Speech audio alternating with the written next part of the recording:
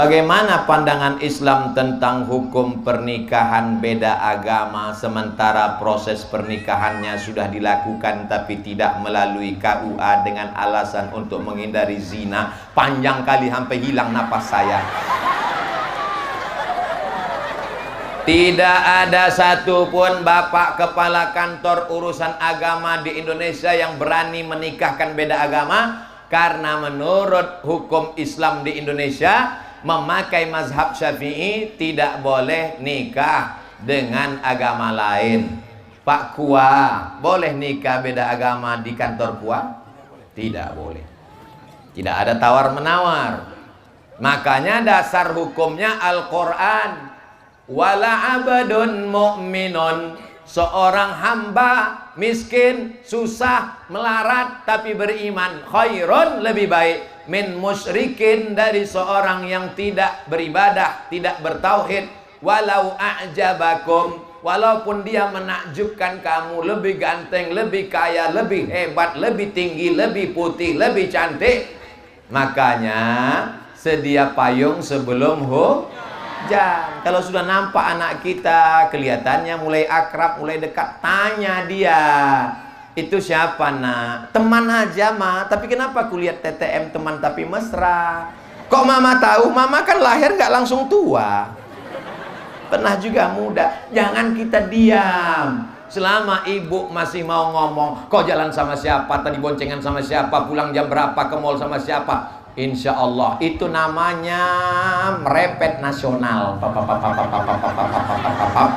Tapi kalau sudah ibu diam aja, Bu, tadi anak ibu dibonceng orang kelihatannya nggak baik, biar aja, kiamat sudah dekat. Tapi kalau sudah terjadi, mau diapakan lagi? Nasi sudah jadi tai ayam. Udah hancur kacau balau, babak belur, ribut, cerita bubur juga lagi. Jaga anak-anak kita Pak, jaga anak-anak kita Bu. Saya nggak sanggup jaga ponakan saya. Saya di sini dari Kamis, Jumat, Sabtu, Ahad baru pulang. Jadi yang menjaga ponakan saya siapa? Saya serahkan ke pesantren. Yang perempuan udah kelas 4, yang laki-laki udah kelas 2. Mizian Hazik Abdillah masih SD, nanti kalau sudah SMP masuk pesantren. Nggak sanggup Pak Ustadz, biaya pesantren masuknya 30 juta, naik jantung koroner saya.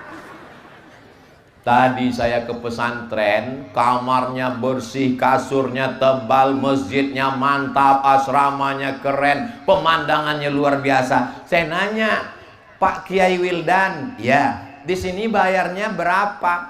Gratis.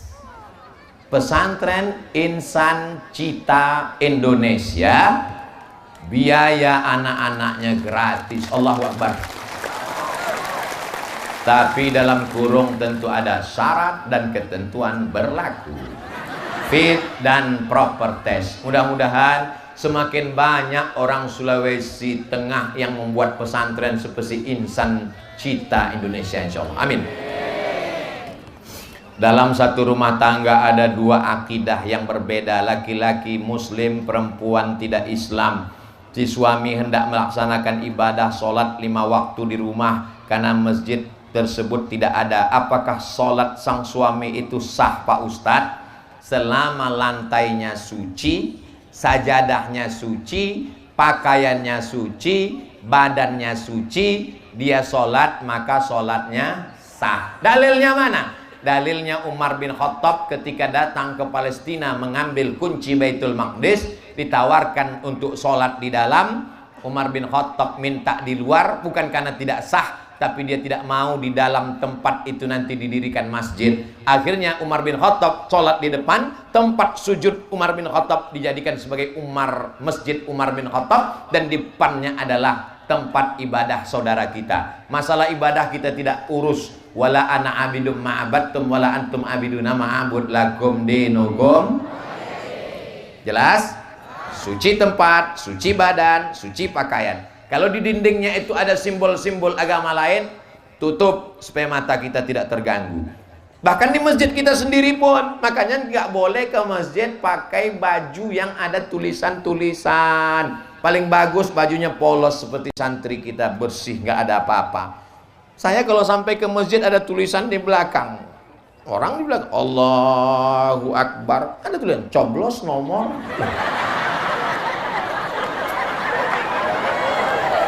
Udah ke masjid datang terlambat, pakai baju kaos, langsung ke depan sop nomor 1. Allahu Akbar, tertulis di belakang. Emang masalah buat lo? Aduh.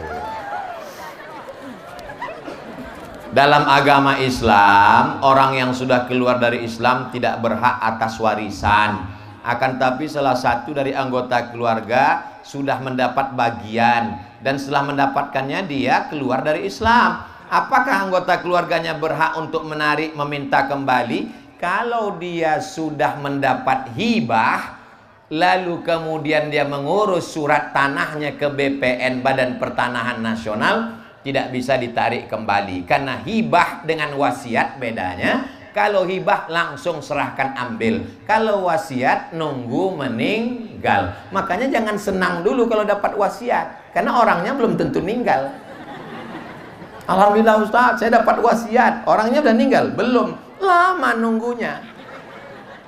Tapi kalau dia wasiat, kuwasiatkan anakku dapat, maka setelah murtad tidak dapat. Yang menetap, yang menyebabkan tidak dapat harta warisan, pertama putus karena perceraian, yang kedua putus karena keluar Islam, yang ketiga karena membunuh seorang anak nunggu warisan bapaknya. Oh, lama kali kau mati, maka dia tak dapat warisan. Jelas?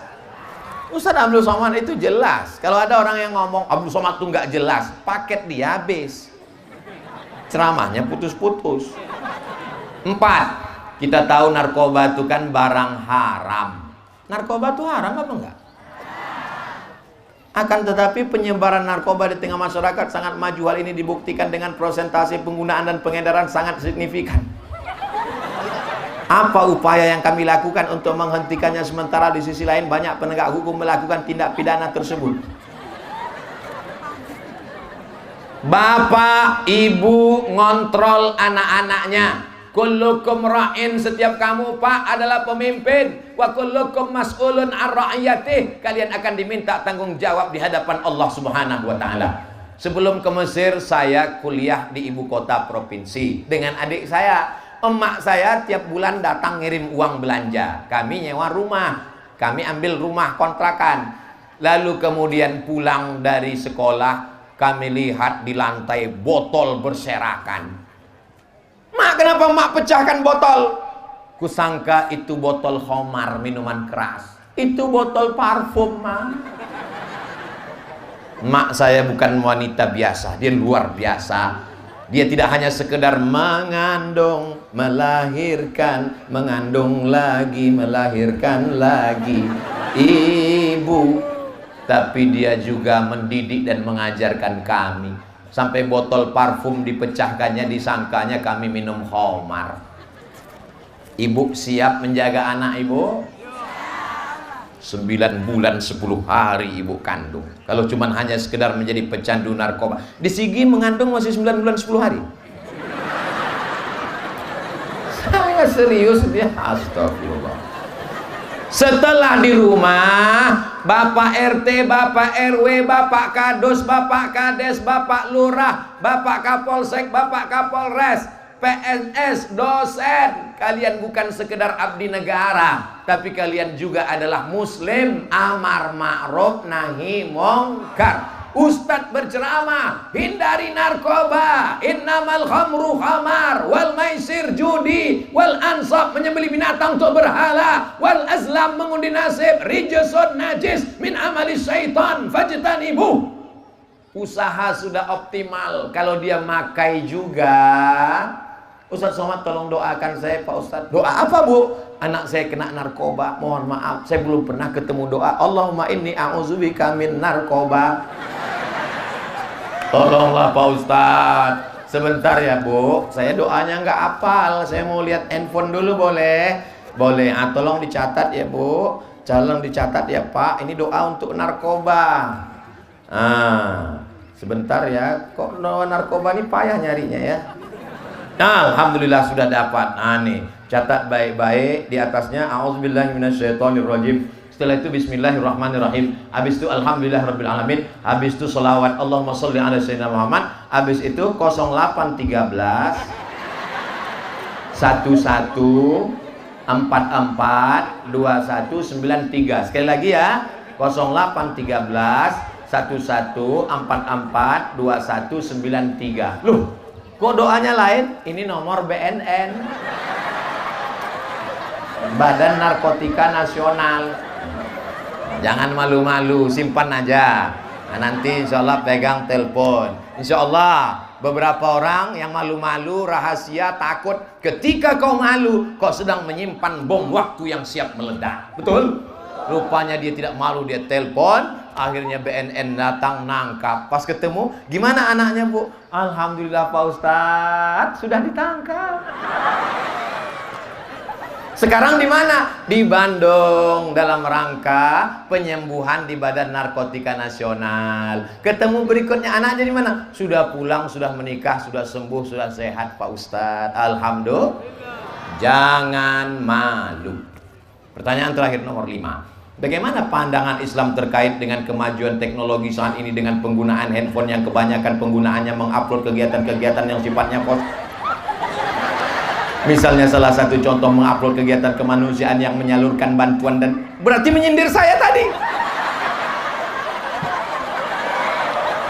Apakah itu masuk kategori sifat ria? Astagfirullahaladzim.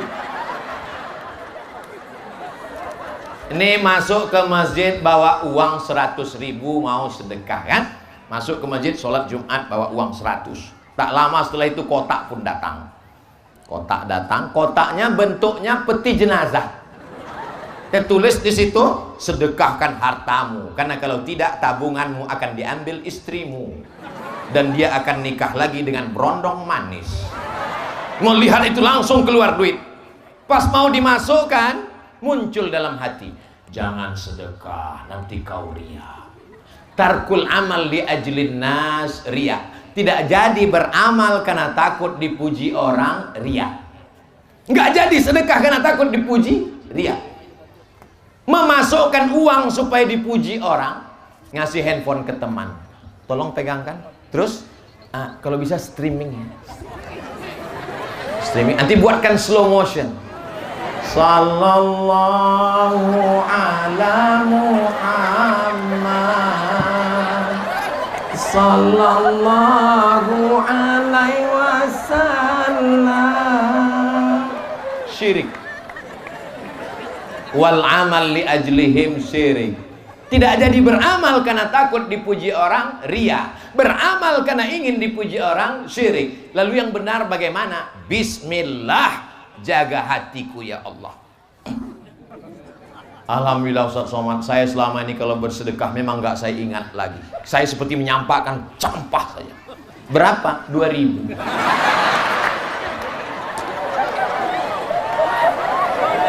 Mudah-mudahan Allah menjaga hati kita semua.